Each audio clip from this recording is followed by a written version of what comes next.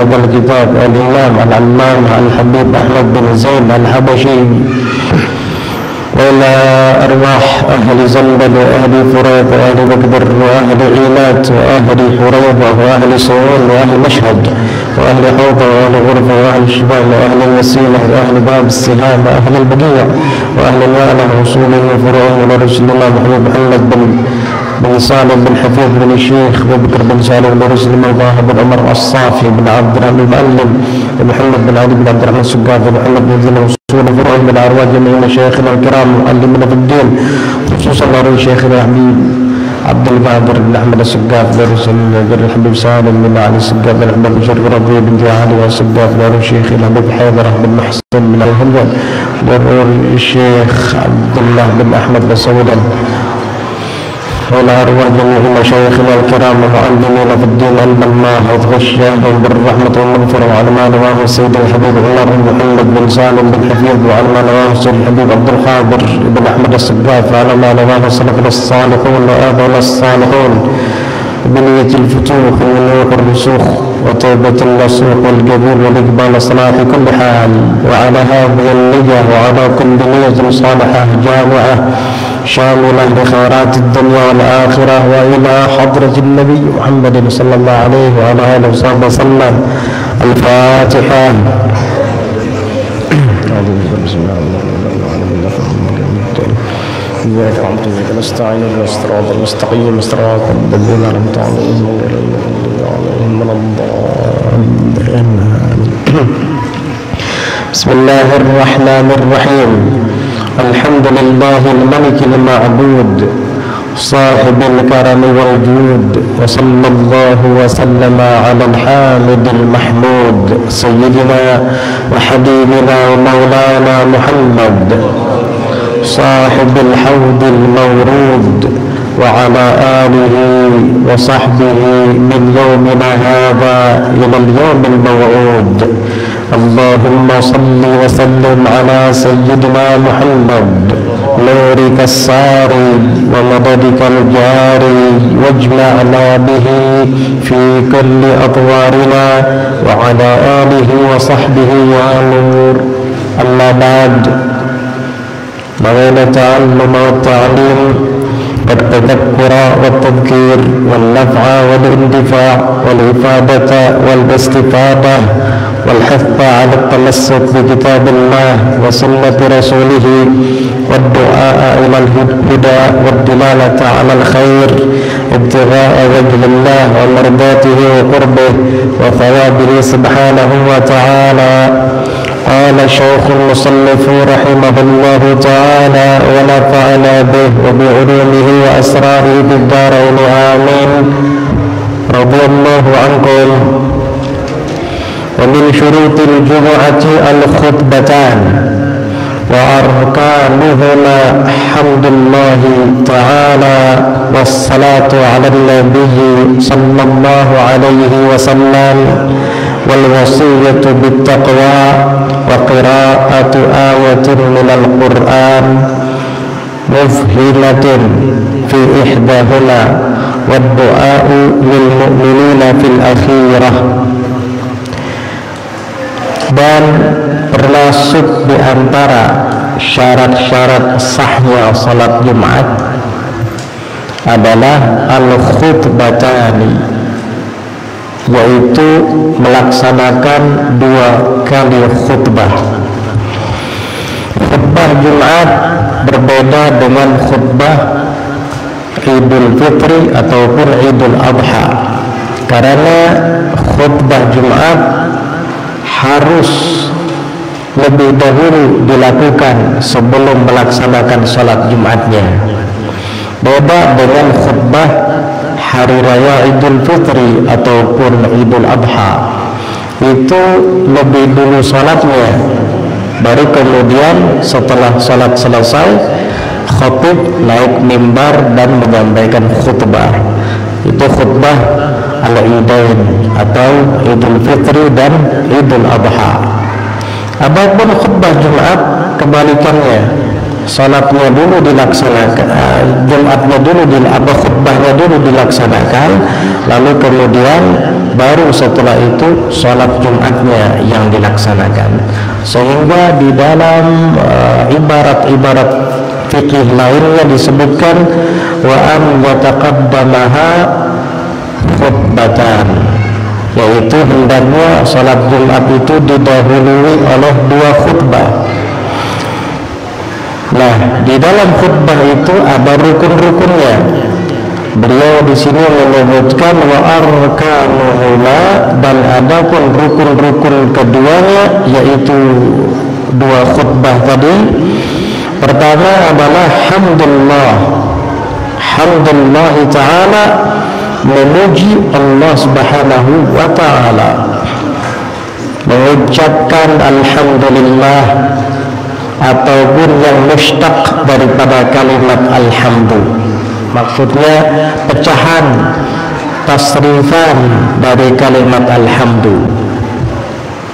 Boleh kita membacanya ahmadullah menjadi fi'il mudhari'. Boleh juga kita membacanya hamidullah dengan menggunakan sigat fi'il madhi. Boleh juga kita membacanya dengan menggunakan sigat isim fa'il, ana hamidun lillah. Dan boleh juga kita sertakan di awalnya dengan huruf taukid seperti innal hamda lillah, itu boleh. Yang penting kalimatnya harus dari atau mustaq, pecahan dari kalimat alhamdu, tidak boleh dengan yang lainnya. Ada kalimat lain yang bermakna pujian selain dari kalimat alhamdu, seperti misalnya kalimat as-sana'u. As-sana' artinya juga pujian. Kalau kita membacanya as-sana'u lillah, memang artinya adalah segala puji bagi Allah. Tetapi kalimat as-sana' itu bukan kalimat alhamdu, tidak sah khutbah Jumatnya. Jadi sekali lagi, kalimat yang digunakan untuk mengucap alhamdulillah atau memuji Allah Ta'ala di dalam khutbah yang merupakan rukun daripada rukun khutbah adalah kalimat yang mustaq atau terpecah dari kalimat alhamdu, baik dengan sigat fi'il madhi ataupun dengan sigat fi'il mudhari' ataupun dengan sigat isim fa'il. Alhamdulillah, ahmadullah, hamidullah, atau diawali dengan inna taukid innal hamdalillah. Jadi begitu. Yang penting kalimatnya mustaq dari kalimat alhamdu. Tidak boleh dengan kalimat lain yang walaupun artinya juga adalah pujian, seperti tadi as-sana'u lillah atau misalnya al-madhu lillah, tidak boleh, harus mustaq dari alhamdu. Kenapa? Kata para ulama, alasannya itu yang warid dari Nabi sallallahu alaihi wasallam, sehingga kita wajib mengikutnya ta'abbudan, karena memang itulah yang biasa dibaca oleh Nabi ketika menyampaikan khutbah. Kemudian rukun kedua adalah wassalatu ala nabi sallallahu alaihi wasallam, bersalawat atas Nabi Muhammad sallallahu alaihi wa ala alihi wasallam. Harus di dalam khutbah itu ada ucapan salawat dan salamnya kepada Nabi. Salam gak wajib, salawat yang wajib. Harus ada kalimat salawatnya kepada Nabi sallallahu alaihi wa ala alihi wasallam, dan kalimat salawat itu harus dihaturkan kepada Nabi secara lafzi, secara terlafadzkan, dan secara zahir, yaitu isim yang disebut dalam salawat itu adalah nama Nabi atau gelar Nabi yang khusus untuk beliau. Tidak cukup dengan isim dhamir. Kalau kita di dalam khutbah Jumat mengucap salawatnya begini, Allahumma salli alaihi, sallallahu alaihi, itu tidak sah. Rukun khutbah yang kedua masih belum terlaksana. Harus disebut nama Nabi Muhammadnya atau paling tidak gelar beliau yang khusus untuk beliau, seperti misalnya Allahumma salli ala sayyidina Muhammad atau sallallahu ala sayyidina Muhammad. Tidak boleh kalau hanya dengan dhamir sallallahu alaihi, Allahumma salli alaihi, tidak sah ini. Kemudian rukun yang ketiga, wal wasiyatu bittaqwa, dan berwasiat dengan takwa.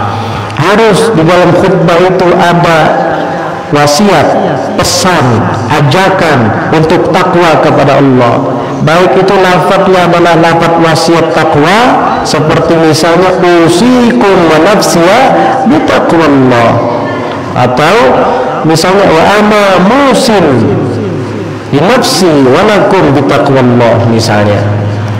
Yang penting ada wasiat takwanya. Atau tidak dengan lafadz wasiat, tetapi isinya adalah mengajak untuk melaksanakan perintah Allah dan mengajak untuk menjauhi larangan Allah, itu juga namanya wasiat bertakwa. Seandainya di dalam khutbah tidak ada kalimat usikum manafsiya bitaqwallah, tetapi dia mengatakan intaqilu ma amarallahu ma amarakumullahu bih wantahu amma nahakum anhu, misalnya laksanakan perintah Allah Ta'ala terhadap kalian dan jauhi apa yang Allah larang dari kalian.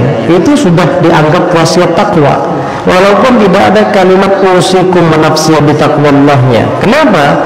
Karena isi dari kalimat laksanakan perintah Allah, jauhi larangan Allah, itu adalah hakikat takwa. Karena takwa itu adalah imtithalul awamir wajtinabul nawahi, menjalankan perintah dan menjauhi larangan. Selesai. 3 rukun pertama ini, wasiat mengucap alhamdulillah, bersalawat kepada Rasulullah, dan wasiat takwa, itu wajib untuk dibaca di khutbah pertama dan di khutbah kedua, tidak boleh ditinggal.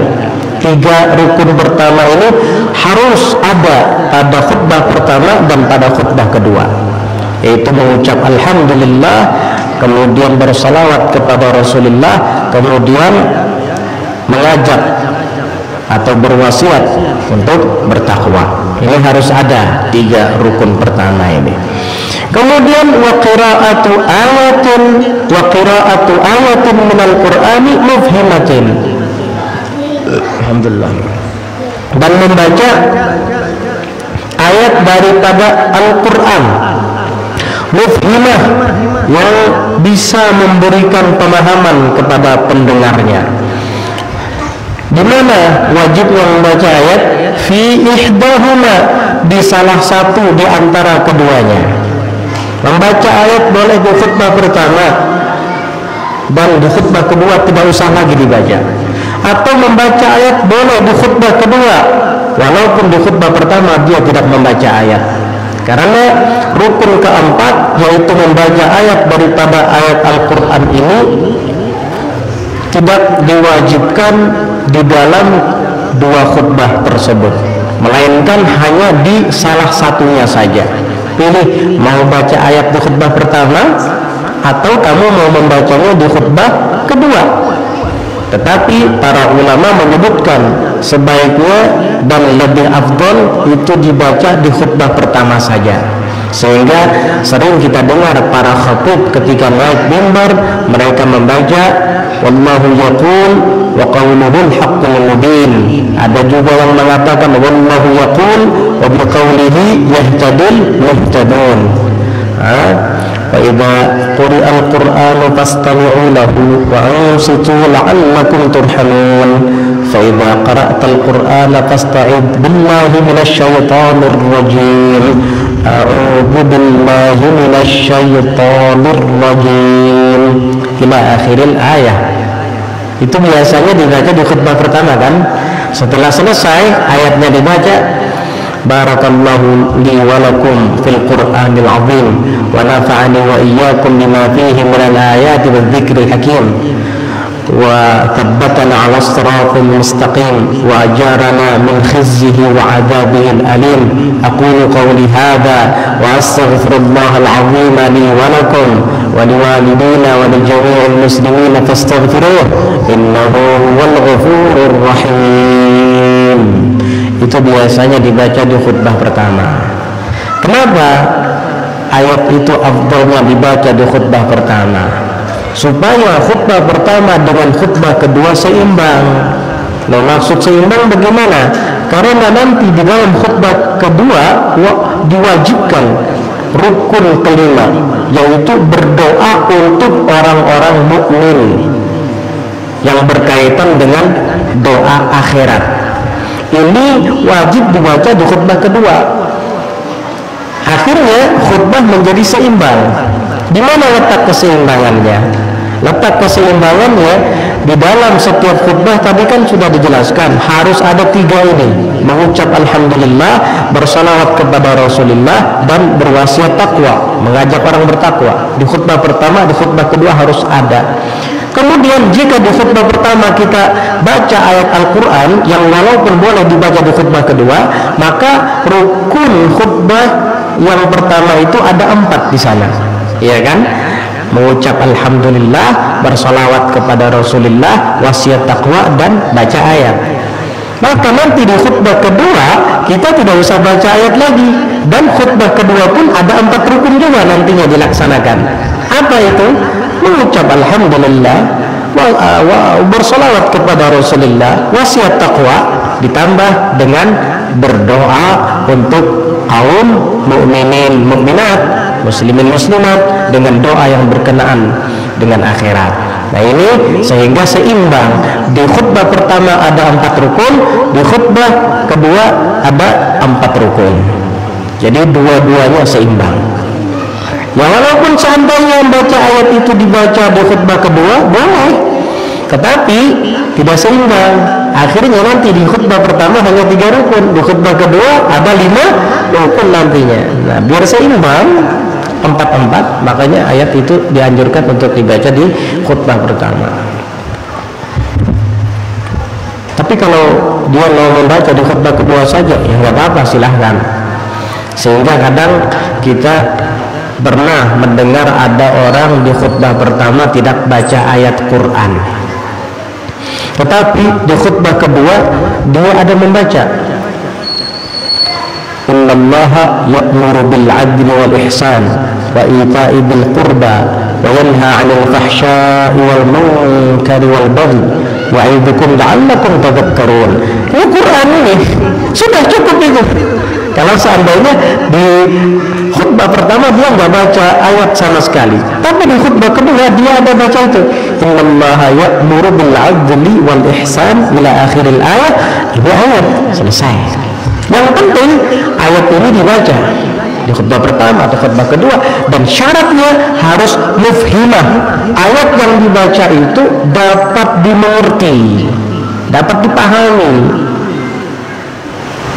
Kalau seandainya kita ingin menyampaikan khutbah dengan singkat, pas giliran rukun membaca ayat, lalu kita membaca Yasin, barakallahu li wa lakum fil Qur'anil azim, nggak sah, karena tidak ada maknanya secara lafzi. Ya, walaupun para ahli tafsir isyari mengatakan di balik kalimat Yasin itu ada makna isyarat, ya, tapi secara lafzi nggak ada maknanya kan, nggak bisa. Wallahu yaqul wa qawluhu al-haqqul mubin wa idza quri'a al-Qur'an fastami'u lahu wa ansitu la'allakum turhamun. A'udzu billahi minasyaitonir rajim.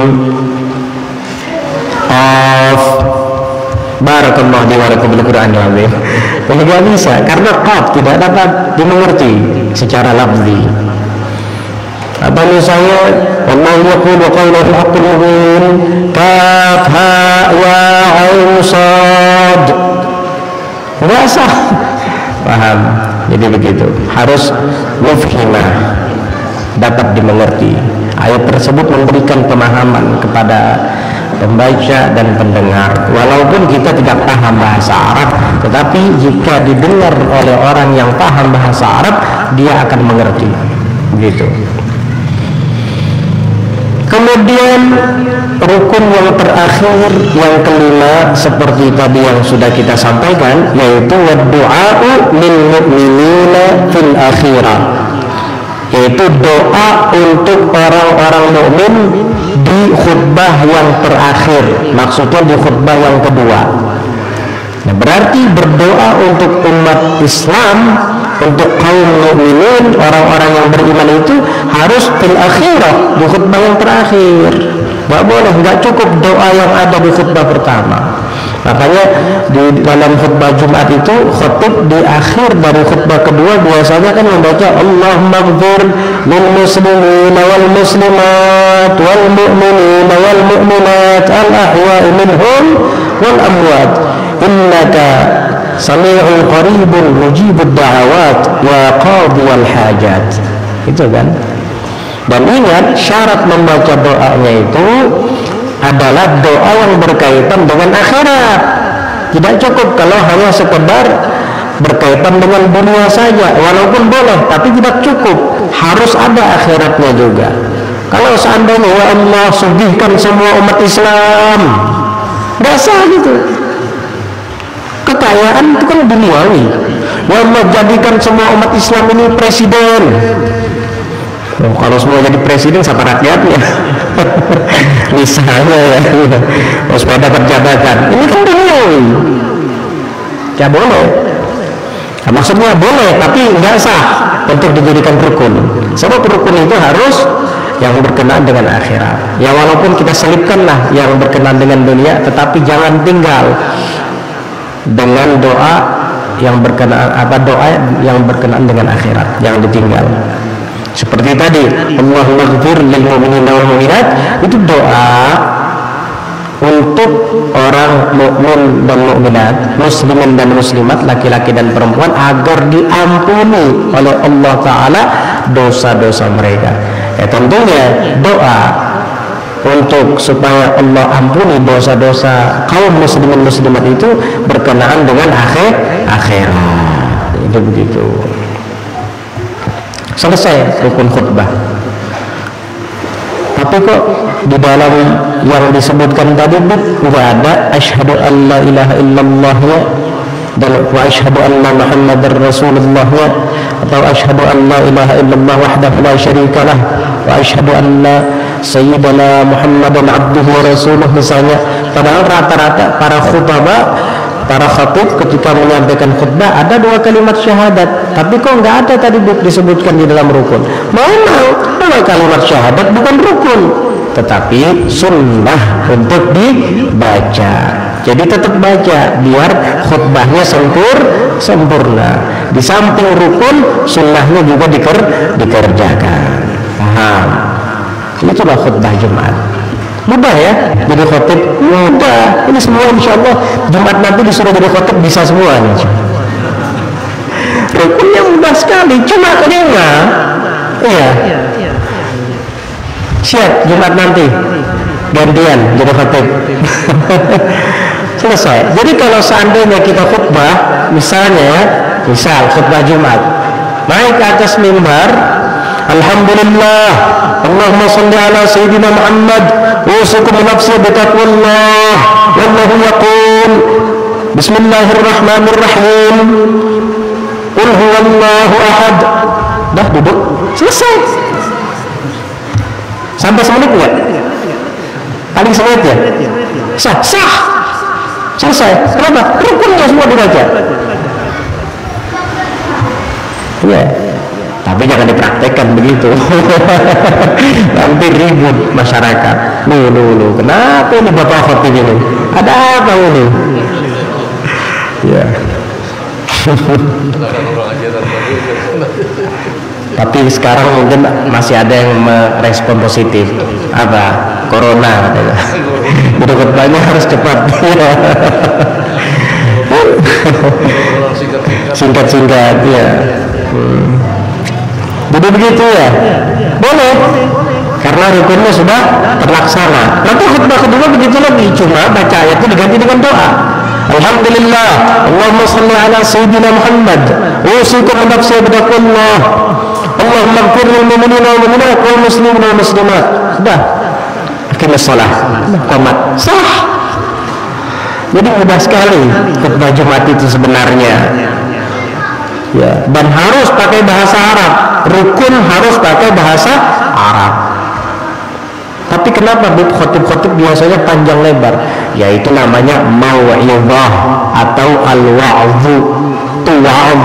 Itu namanya wa'adh, mau'izah, nasihat. Nah kalau nasihat itu nggak apa-apa pakai bahasa Indonesia, tapi kalau rukun nggak boleh. Walaupun kita orang Indonesia, kalau rukun harus dengan bahasa Arab. Makanya di antara syarat sahnya khutbah wa antakuna bil arabiyyah, hendaknya khutbah itu disampaikan dengan berbahasa Arab. Maksudnya rukun-rukunnya yang 5 tadi. Tidak boleh dengan bahasa Indonesia. Adapun al-wa'dhu, nasihat-nasihatnya itu nggak apa-apa pakai bahasa masing-masing. Orang Inggris pakai bahasa Inggris, orang India pakai bahasa India, orang Indonesia pakai bahasa Indonesia, nggak apa-apa. Orang Banjar mau pakai bahasa Banjar silahkan. Ya. Jadi wa'adh itu boleh walaupun panjang, asal isinya jangan melenceng daripada at-taqwa, mengajak berbuat baik atau mencegah dari perbuatan mungkar. Itu harus temanya harus itu, artinya tidak melenceng daripada ini. Tapi kalau khutbah Jumatnya melenceng dari yang takwa ini, mengajak berbuat baik dan mencegah dari perbuatan jahat, maksiat dan mungkar, isinya indeks khutbah itu tidak ada kaitannya dengan ini, bisa memutus rukun nanti itu. Khutbah bicara, tentukan pilihan Anda. Sebentar lagi kita akan pemilu. Coblos nomor 1, coblos nomor 2, ini kampanye bukan khutbah. Kalau kayak gitu ya nggak sah, putus rukunnya. Makanya sebahagian khotib biasanya itu ketika akan menutup khutbahnya dia ulangi lagi rukun-rukun itu. Alhamdulillah wassalatu wassalamu ala Rasulillah Sayyidina Muhammad bin Abdullah wa ala alihi wa sahbihi wa mawala, usikum nafsi bi taqwallah wallahu yaqul wa bi qawlihi yahtadun a'udzu billahi minasyaitonir rajim. Itu ada sebagian khotib yang seperti itu. Karena apa? Dia takut, khawatir nasihatnya yang panjang lebar tadi ada melenceng daripada 2 hal ini, mengajak berbuat baik, mencegah dari perbuatan mungkar. Kemungkinan ada yang melenceng dari itu sehingga dia ulangi biasanya supaya khutbahnya memang betul-betul sah. Ada yang kayak gitu nggak biasanya? Yang diulangi, ada nggak? Sering ya? Sering. Ya. Tapi selama khutbah kita tidak melenceng dari yang 2 ini, walaupun dengan bahasa Indonesia atau bahasa masing-masing, nggak apa-apa, nggak memutus rukun. Karena inti daripada tujuan utama dari khutbah yaitu. Tapi ingat, kalau khutbah Jumat itu jangan terlalu panjang lebar juga. Ya. Bahkan dianjurkan khutbah itu lebih pendek daripada sholat, kecuali di waktu-waktu tertentu, di momen-momen tertentu, karena memang di situ ada pembahasan khusus yang memerlukan waktu panjang lebar. Seperti misalnya ada sebuah kemaksiatan yang dilakukan di daerah itu dan tidak mungkin kita menyampaikannya dengan ringkas, kita harus menyampaikannya dengan panjang lebar. Tidak masalah sewaktu-waktu seperti itu, tapi jangan terus-terusan panjang ya. Ngantuk nanti. Jadi sholat itu kalau bisa lebih lama daripada khutbah. Wa antakuna as-salatu atwala minal khutbatain. Hendaknya sholat itu kalau bisa lebih lama daripada 2 khutbah. Sholatnya panjang, khutbahnya panjang lebar. Khutbah pertama setengah jam, khutbah kedua setengah jam, 1 jam khutbahnya aja. Pas sembahyang Jumatnya setelah Fatihah surah dalam rakaat pertama, inna a'tainakal kautsar. Kemudian surah dalam rakaat kedua qul huwallahu ahad. Subhanallah. Dulu ini pernah terjadi kepada Al-Imam Al-Habib Ahmad Al-Mukhbar, Al-Habib Ahmad bin Muhammad Al-Mukhbar, ayahanda daripada Al-Habib Muhammad bin Ahmad Al-Mukhbar. Ini Habib Ahmad bin Muhammad Al-Mukhbar, wali, orang soleh. Pernah mendengar qasidah Ya Muhaimin Ya Salam enggak? Ya Muhaimin Ya Salam, salimna wal muslimin bin nabi khairil anam wa bi ummil mu'minin. Itu beliau yang ngarang. Qasidahnya tahu, pengarangnya enggak tahu. Itu beliau yang ngarang itu. Al-Habib Ahmad bin Muhammad Al-Mukhbar punya anak Al-Habib Muhammad bin Ahmad bin Muhammad Al-Mukhbar, dikuburkan di Surabaya, di Ampel, Surabaya, berdekatan dengan Al-Habib Muhammad bin Idrus Al-Habsyi. Ini sama-sama orang soleh. Habib Muhammad bin Idrus Al-Habsyi mertuanya, Habib Muhammad bin Ahmad Al-Mukhbar menantunya. Sama-sama datang dari Tarim, dari Hadramaut, sama-sama datang dari Hadramaut. Al-Habib Ahmadnya, ayahnya Habib Muhammad yang dikuburkan di Ampel tadi, di daerah Surabaya sana, itu Habib Ahmad bin Muhammad Al-Mukhbar yang mengarang qasidah Ya Muhaimin Ya Salam, salimna wal muslimin bin nabi khairil anam wa bi ummil mu'minin. Beliau juga yang mengarang qasidah. Pernah dengar qasidah As-Salatu Daim juga? As-Salatu Daim al-nabi khairil apa? As-Salatu Daim al-nabi Ibn Hashim, ya. Bin nabi ummi wa Khadijah ummi wal batul al-khatmi Sayyidatin Niswan. Itu beliau juga yang ngarang itu. Suatu saat hadir di Masjidil Haram di kota Makkah Al-Mukarramah. Kemudian beliau ikut sholat Jumat di sana. Kebetulan khotibnya ini sekaligus imam adalah orang yang beraliran tidak seperti aliran kita ahlu sunnah wal jamaah. Nggak usah disebutlah alirannya.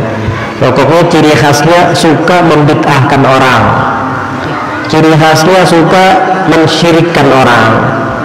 Dikit-dikit syirik, ziarah kubur syirik, tabarruk syirik, baca maulid bid'ah, tahlilan bid'ah. Nah ini ciri-cirinya nih, alirannya ya. Saya nggak nyebut alirannya ya, saya cuma nyebut ciri-cirinya aja. Jadi dia waktu itu jadi khutib orang yang beraliran seperti ini. Khutbahnya panjang lebar, lama sekali. Musim panas. Yang ada yang pernah naik haji nggak? Pernah umrah? Gimana kalau musim panas di sana? Ada yang sampai 45 derajat Celcius. 45 derajat Celcius. Di Indonesia mungkin belum pernah sampai 45 derajat Celcius. Paling mentok di Indonesia ini mungkin 35 derajat. Itu jarang sekali itu. 32 derajat itu panas luar biasa. 45 derajat Celcius. Itu kalau jalan di aspal nggak pakai alas kaki, udah orang Banjar menyambat lupau, luyuh, melepuh bahasa Indonesianya. Jadi musim panas si khotib ini menyampaikan khutbah panjang lebar, semua kepanasan. Kasihan nih Habib Ahmad bin Muhammad Al-Mukhbar nih, kasihan melihat jamaah kepanasan. Udah, nggak apa-apa dah, beliau tahan aja, tahan. Kebetulan beliau ini di depan. Setelah itu khotib turun dari mimbar, dia jadi imam. Memang begitu ya, yang afdalnya jadi imam itu ya khotib. Ingat itu. Kecuali khotib mewakilkan kepada yang lainnya, sehingga yang lainnya itu menjadi berhak untuk menjadi imam. Karena khotib yang punya wewenang, dia yang khutbah, dia yang menjadi imam. Dan dia kalau tidak mau jadi imam, dia yang berhak, yang berwenang untuk menunjuk siapa yang akan menggantikan dia sebagai imam. Bukan panitia masjid. khotib fulan, Bilal fulan, imam fulan, beda dari khotib. Ente panitia masjid gak punya hak itu, yang punya hak bapak khotib. Ya, bahkan dalam mazhab Hanafi, jika yang menjadi imam bukan khotib, gak sah sholat Jumatnya. Dalam mazhab Hanafi, yang jadi khotib itu yang wajib jadi imam. Kalau yang jadi khotib gak mau jadi imam, gak sah sholat Jumatnya. Harus diulang dari awal lagi, khutbah Jumat lagi, baru si khotib tadi jadi imam. Itu mazhab Hanafi. Untung kita mazhab Syafi'i. Khotibnya guru fulan, imamnya guru fulan. Tahu wakilan. Kalau mazhab Hanafi biasa seperti itu. Khotib yang jadi khotib yang menyampaikan khutbah dia jadi imam. Gak boleh yang lain. Alhasil imam yang panjang lebar tadi menyampaikan khutbahnya, dia turun jadi imam. Habib Ahmad bin Muhammad Al-Muhdar di belakang. Jadi imam baca surahnya pendek.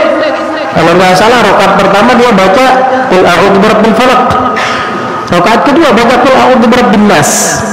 Dari situ akhirnya Al-Habib Ahmad bin Muhammad Al-Muhdar tidak bisa untuk menahan kesabarannya karena ini sudah menyalahi sunnah. Akhirnya apa kata beliau? Sambil mengangkat tongkatnya, ada yang mengatakan tongkatnya, kemudian beliau pukul dengan tongkatnya dan mengatakan, kata beliau, ataltal khutbah wa qasartas salah fa khalaqtas sunnah. Kamu panjangkan khutbah, itulah terik matahari yang begitu panas, jamaah semua kepanasan, panjang lebar khutbahnya, wa qasartas salah, sementara salat kamu pendekkan, fa khalaqtas sunnah, lalu engkau menyalahi sunnah Nabi. Dipukul khotib tadi, marah dia. Akhirnya bapak-bapak pamong peraja berdiri langsung. Ya kalau kita sekarang pamong peraja namanya itu, yaitu baladiah itu. Apa namanya? Baladiah ya. Langsung bangkit berdiri, dikejar Habib Ahmad bin Muhammad Al-Muhdar. Dia lari kabur. Larinya ke arah Ja'fariyah sana. Ke arah Hujun, Ja'fariyah Hujun. Lari ke arah sana. Di situ kan ada pekuburan Jannatul Ma'lah. Pekuburan Ma'lah, tempat istri-istri Nabi dikubur di sana, termasuk Ummuna wa Sayyidatuna Khadijatul Kubra bintu Khuwailid radhiyallahu anha wa ardaha. Waktu itu kubah Siti Khadijah masih belum direhab, masih belum dibumi ratakan, masih ada. Habib Ahmad bin Muhammad Al-Muhdar langsung pergi ke arah makam Siti Khadijah. Ketika itu pintu makam digembok rapat. Habib Ahmad bin Muhammad Al-Muhdar langsung mengucap salam kepada datuknya Siti Khadijah. Assalamu alayki ya Ummi Khadijah. Langsung gembok yang menutup pintu itu terbuka dengan sendirinya. Kemudian Al-Habib Ahmad bin Muhammad Al-Muhdar membuka pintu kubah Siti Khadijah dan masuk ke dalam kubah. Semua polisi-polisi tadi mengejar beliau, dan begitu sampai di kubah, mereka pun masuk ke dalamnya untuk menangkap Al-Habib Ahmad bin Muhammad Al-Muhdar. Tetapi sayang, ketika mereka masuk ke dalam kubah itu, Habib Ahmad bin Muhammad Al-Muhdar tidak ditemukan di sana. Hilang. Kemana orangnya? Dicari, nggak ketemu sama sekali. Dan tidak ada pintu terbuka selain satu pintu itu. Berhari-hari ditunggu, nggak datang juga. Hingga keadaan sudah aman, barulah Habib Ahmad bin Muhammad Al-Muhdar muncul dan pergi ke rumah keluarganya. Keluarganya senang semua, dan semua mengkhawatirkan keselamatan beliau. Kata keluarganya, wahai Habib Ahmad bin Muhammad Al-Muhdar, kemana saja engkau beberapa hari ini? Kami mengkhawatirkan keselamatanmu. Mereka yang ingin menangkapmu pun kebingungan, engkau hilang. Kemana engkau selama beberapa hari ini? Maka Habib Ahmad bin Muhammad Al-Muhdar mengatakan, demi Allah, saya sedang asyik bersama dengan nenek saya. Siti Khadijah binti Khuwailid, istri Nabi sallallahu alaihi wasallam. Wajar zuriatnya ini, ahlul baitnya, anak cucunya. Masa ibunya Siti Khadijah membiarkan anak cucunya digebukin? Gak mungkin. Jadi Siti Khadijah itu punya keramat walaupun sudah wafat. Anak cucunya aja diselamatkan. Ketika orang-orang itu mau menangkapnya, tidak menemukan Habib Ahmad bin Muhammad al-Mahdar. Ternyata beliau berhari-hari dengan neneknya Hubabah Khadijah binti Khuwailid radhiyallahu anha warḍaha.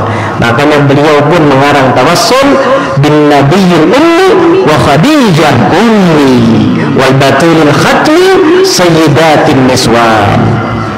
Pernah dengar qasidah itu kan? As-salatu daim ala nabi ibni Hashim, ya kan? Bin nabiyil ummi wa Khadijah ummi wal batulil khatmi sayyidatin niswan. La tukhayyib raji tahta babik laji. Apa lagi? Tahta babik laji wal yazal tiddaji qailan ya Hannan. Itu qasidahnya, ya Hannan ya Mannan ya qadiman apa? Ya Hannan ya Mannan ya qadimal ihsan bahru judik malyan judlana bil bufran. Ya itu qasidah karangan beliau. Luar biasa. Begitulah keramatnya Siti Khadijah, dan termasuk keramatnya Habib Ahmad bin Muhammad al-Mahdar juga. Gara-gara ini tadi menyalahi sunnah Nabi sallallahu alaihi wasallam. Itu rukun khutbah ya. Ada lagi syarat khutbah. Apa itu syarat-syarat sahnya khutbah? Mana jam? Gak ada nyawa itu ya. Adapun syarat-syarat sahnya khutbah itu sama seperti syarat sahnya sholat. Insyaallah kita akan bahas di pelajaran selanjutnya nanti, insyaallah ya. Di pelajaran selanjutnya nanti akan kita bahas. Sekaligus di pelajaran selanjutnya nanti kita juga akan membahas tentang anjuran-anjuran yang dibaca seusai sholat Jumat. Setelah salam dari sholat Jumat, apa saja yang dianjurkan oleh para ulama untuk dibaca supaya kita mendapat fadilat-fadilat dan keutamaannya. Insyaallah kita akan baca dan bahas di pelajaran yang akan datang. Wallahu a'lam bissawab. Ada pertanyaan? Assalamualaikum warahmatullahi wabarakatuh. Bagaimana seandainya kita sholat isya kada ingat tasyahud awal, bolehkah diganti di rakaat yang ketiga atau bagaimana baiknya? Mohon penjelasan, terima kasih. Assalamualaikum warahmatullahi wabarakatuh. Ayo, nah, jadi pertanyaannya, orang yang kelupaan tasyahud awal, apakah boleh untuk digantikan di rakaat ketiga? Jawabnya tidak boleh. Kalau dia tetap melakukannya bagaimana? Batal sholatnya, dianggap menambah rukun itu. Iya, kenapa? Karena mahal atau tempat untuk kita tasyahud awal itu ada di rakaat kedua daripada sholat yang sulasiyah dan rubaiyah. Ini sholat yang dilakukan 3 rakaat misalnya seperti maghrib, atau sholat yang dilakukan 4 rakaat seperti zuhur, asar dan isya. Tempat untuk tasyahud awal rakaat kedua, kecuali masbuk. Kalau masbuk kan di mana imam tasyahud jadinya ikut saja, itu masbuk, lain lagi ceritanya. Jadi kalau lupa tasyahud awal di rakaat kedua, apa yang harus dia lakukan? Yang harus dia lakukan, selesaikan sholatnya seperti biasa. Iya. Kenapa? Karena tasyahud awal hukumnya sunnah. Tapi sunnahnya sunnah ab'ad, termasuk sunnah ab'ad. Karena tasyahud awal termasuk sunnah ab'ad dan kamu lupa mengerjakannya, nanti sebelum kamu salam sujud sahwi dulu 2 kali. Sujud sahwi. Habis sujud sahwi baru salam. Jadi setelah tasyahud dulu, habis itu sujud sahwi. Subhanaman la yanamu wa la yashu subhana man la yanamu wa la yashu, subhana man la yanamu wa la yashu. Duduk dulu antara dua sujud sahwi tadi, baca Rabbighfirli warhamni wajburni warfa'ni warzuqni wahdini wa'afini wa'afani, sama seperti duduk antara dua sujud di dalam rukun sholat. Kemudian sujud lagi yang kedua, subhana man la yanamu wa la yashu, subhana man la yanamu wa la yashu, subhana man la yanamu wa la yashu. Kemudian bangun lagi, langsung duduk tawarruk, tasyahud akhir, duduk seperti duduk tasyahud akhir. Dan tidak usah at-tahiyat lagi, langsung salam, assalamualaikum warahmatullahi wabarakatuh. Kalau at-tahiyat lagi, tasyahud lagi 2 kali nanti tasyahudnya. Iya. Itu. Tapi kalau saya tidak sujud sahwi, langsung salam saja boleh? Boleh. Sujud sahwi itu hukumnya sunnah juga. Jadi begitu. Tapi kalau seandainya saya sudah berdiri ke rakaat ketiga, lantaran saya lupa tasyahud awal tadi, lalu saya kembali lagi duduk, boleh enggak? Jawabannya batal sholat kamu, nggak boleh. Kenapa? Karena kamu meninggalkan yang fardu gara-gara yang sunnah. Kamu sudah berdiri di rakaat ketiga sampai kepada rukun berikutnya, ini kewajiban bagimu. Malah gara-gara lupa tasyahud awal yang sunnah dia kembali duduk, berarti kamu meninggalkan yang fardu gara-gara yang sunnah, disebabkan yang sunnah, batal sholatnya. Kalau imam, hatta imam, hati yang jadi imam harus belajar dulu. Ya, ini imam mengeluarkan bajin, mau duduk kan imamnya harus beratan kerja sahnya sembahyang. Ya. Imam kedanya tasyahud awal, Allahu Akbar. Duduk bahasa. Makmum duduknya sama-sama awam.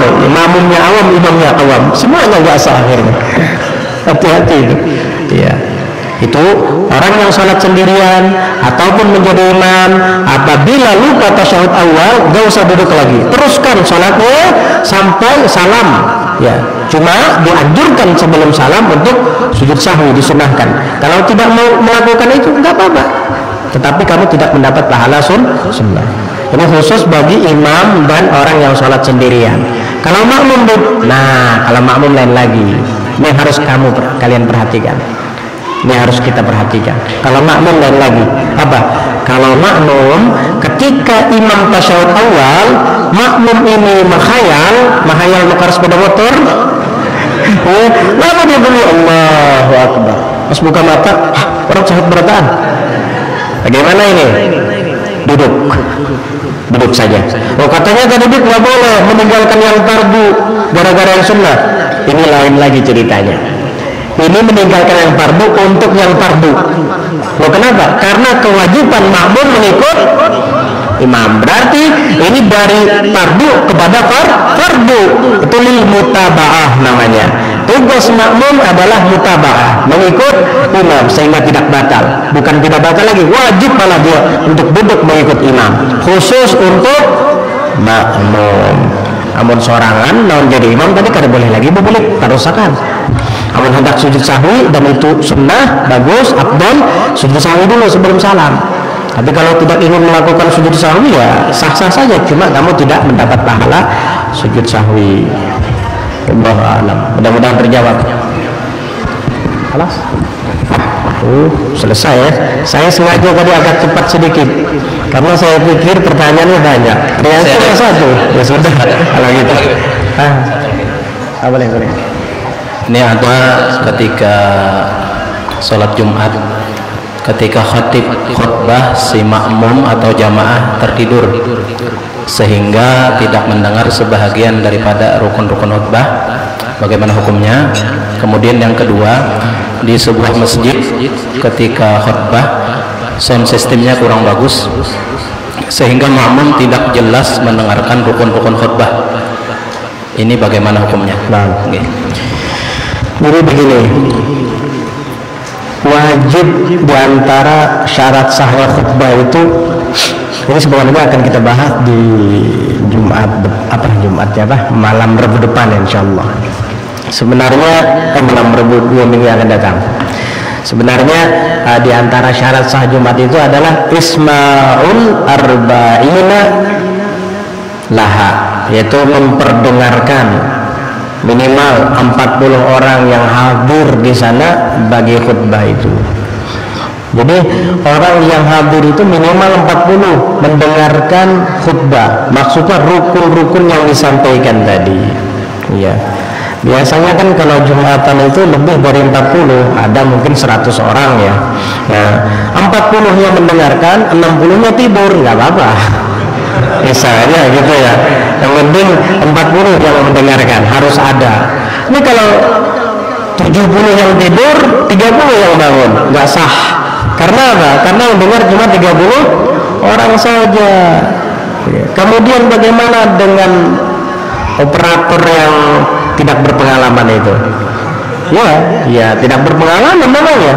Masa khutbah Jumat tidak jelas didengar oleh para mustami'in? Ya, kayak suara tawon gitu kan, mana ada yang paham? Gak boleh itu. Karena apa? Tidak dapat dimengerti. Lain dengan lagat. Kalau lagat lain lagi. Apa itu lagat? Lagat itu suara bising. Kalau suara bising beda lagi hukumnya. Ini bukan suara bising, memang mikrofon dan sound systemnya yang bermasalah. Ya. Tapi kalau bising, seperti misalkan kita sedang menyampaikan khutbah, tiba-tiba hujan lebat dan atapnya ini seng, ya, atap seng, otomatis suara khotib tidak jelas terdengar oleh mereka para makmum atau para mustami'in. Gimana hukumnya? Jikalau seandainya hujan lebat itu tidak turun, para makmum atau para mustami'in dapat mendengar penyampaian khotib, itu cukup, nggak apa-apa, walaupun mereka tidak mendengar dengan jelas lantaran hujan lebat. Jadi kita kira-kira bahwa seandainya hujan itu tidak ada, mereka pasti mendengar, itu cukup. Ini bukan karena lagat, bukan karena bising, karena sound system yang bermasalah. Terus bagaimana kalau seperti itu kejadiannya? Ya matikan aja sound systemnya, ya jual, beli yang baru, jual. Rusak di hidup nggak ada yang beli, wah jual berkilo. Kalau nggak ada yang beli, daripada dijadikan stok di masjid nggak bermanfaat, mending dimanfaatkan. Tapi kan itu wakaf, nggak boleh dijual. Nah ini ada kalam lagi masalah ini. Kalau mazhab Hanafi boleh-boleh saja, asal nanti dananya kembali kepada masjid itu lagi. Itu mazhab Hanafi. Kalau mazhab Syafi'i, wakaf itu sudah lillah, nggak boleh dijual-jual. Wallahu a'lam bishawab. Sudah ya. Assalamualaikum warahmatullahi wabarakatuh. Waalaikumsalam warahmatullahi wabarakatuh. Khatib sedang khutbah, kita juga lagi asik berpikir sampai fokus, jadi suara khatib tidak terdengar. Nah, apa hukumnya ketika khatib menyampaikan khutbah kita malah sibuk dengan zikir? Makruh. Kalau khatib sedang menyampaikan khutbah, tasbih masukkan dalam saku. Jangan pikir-pikir. Setiap keadaan itu ada apa? Setiap amal itu ada waktu-waktunya. Ya. Ketika kita sholat, rukun pertama apa? Takbiratul ihram. Coba ganti dengan tasbih. Subhanallah, sah. Subhanallah, sah. Karena menempatkan takbiratul ihram di awal sholat. Sebagaimana ketika ruku kita baca takbir pas ruku, Allahu Akbar, Allahu Akbar, Allahu Akbar, sah. Bisa dikatakan melaksanakan zikir? Enggak, orang zikirnya ruku adalah subhana rabbiyal azim wa bihamdih. Itu bacanya Allahu Akbar, Allahu Akbar, Allahu Akbar. Sami Allahu liman hamidah. Ya, salah. Makanya tempatkan sesuatu pada tempatnya. Jadi kalau seandainya saat ini keadaan kita sedang mendengarkan khatib menyampaikan khutbah, atau sama seperti ini nih, sedang mendengarkan pengajian, jangan sok-sok pakai tasbih. Subhanallah, subhanallah, subhanallah. Allahumma shalli ala sayyidina Muhammad. Kalau kayak gini antara dua, antara dia setia dan khusyuk menyimak yang disampaikan, atau antara dia khusyuk dengan zikirnya. Nggak bisa dua-duanya dia. Ya, kalau dia khusyuk dengan zikirnya, ngapain hadir ke sini? Mending di rumah aja kamu zikir. Kalau dia khusyuk dengan yang disampaikan, berarti hati inti lupa ketika mengucapkan zikir itu, lalai. Makanya ada kaidah al-masyghul la yushghal. Orang yang sibuk jangan disibukkan. Wah, orang yang sibuk jangan disibukkan. Begitu. Masa sambil bikin air sambil masak, bikin kopi sambil masak? Nah, al-masyghul la yushghal. Orang yang sibuk jangan disibukkan. Ini kaidah dalam agama ini. Jadi kalau seandainya khatib sedang menyampaikan khutbah, jangan ada yang zikir-zikir lagi. Maka sudah disebutkan oleh Bilal, amsitu. Apa arti amsitu itu? Amsitu wastami'u. Amsitu itu diam menyimak. Kalau dia diam gitu, itu namanya nggak diam lagi. Insat, ya diam dan menyimak. Diamlah, simaklah, stami'u. Tapi ini zikir loh, iya itu zikir memang. Tapi ini tempatnya bukan untuk zikir saat ini. Momennya adalah kamu mendengarkan khatib, begitu.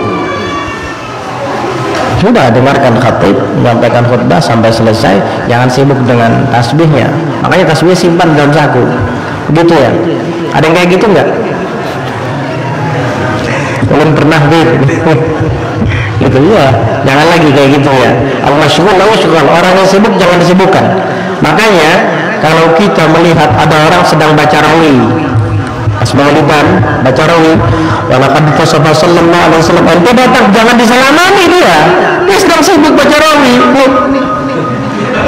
Orang Bapak Haji Fakhruddin wajib baca rawi, sampai dipanggil gara-gara disalamani. Jangan, iya. Kalau kamu masuk orang lagi sedang sibuk asyik baca, yuk aja udah nggak usah salaman. Sama juga kalau mau salaman hari Jumat, lihat-lihat dulu orangnya lagi apa dia. Kalau dia lagi sedang cuma duduk tasbih begini saja, bisa disalamani ya salamani lah, nggak apa-apa. Tapi kalau orang lagi baca suratul kahfi, baca suratul kahfi lagi khusyuk-khusyuk yang baca suratul kahfi, selamat dibangun-bangun, selamat, bingung misalnya kemana tadi. Pengalaman ya. Makanya al-masyghul la yushghal, orang sibuk jangan disibukkan, begitu, jaga adab. Itu etika namanya. Tapi loh, kalau salaman itu kan kita menjaga adab. Justru menyelamani orang yang sibuk itu tidak beradab kamu. Orang lagi baca suratul kahfi, baca Quran, malah disibukkan dengan salaman, begitu. Ini salah adab lagi itu namanya. Ini kadang yang dia yang biasa tidak diketahui oleh banyak orang. Tapi kalau orangnya lagi santai-santai saja nggak apa-apa kamu salamani. Tapi kalau dia lagi asik baca kahfi, ya jangan dulu, biarkan dia selesai baca suratul kahfi baru salaman. Wallahu a'lam bishawab. Sudah pas jam 10, tapi kurang lah 3 menit kurang. Mudah-mudahan bermanfaat, dan mudah-mudahan Allah Subhanahu wa taala berikan kepada kita pemahaman dalam agama, dan mudah-mudahan Allah taala berikan taufik, hidayah dan kekuatan untuk kita semua dapat mengamalkan ilmu-ilmu yang kita pelajari, sehingga ilmu kita bermanfaat dan menjadi juru penyelamat di dunia, selamat dari tersesat, dan di akhirat selamat daripada azab dan murka Allah Subhanahu wa taala. Amin Allahumma amin. Ala hadhihi niyyah wa ala kulli niyatin salihah jami'ah syamilah bi khairatid dunya wal akhirah wa ila hadratin nabi Muhammad sallallahu alaihi wa ala alihi wa sahbihi sallam. Al-Fatihah.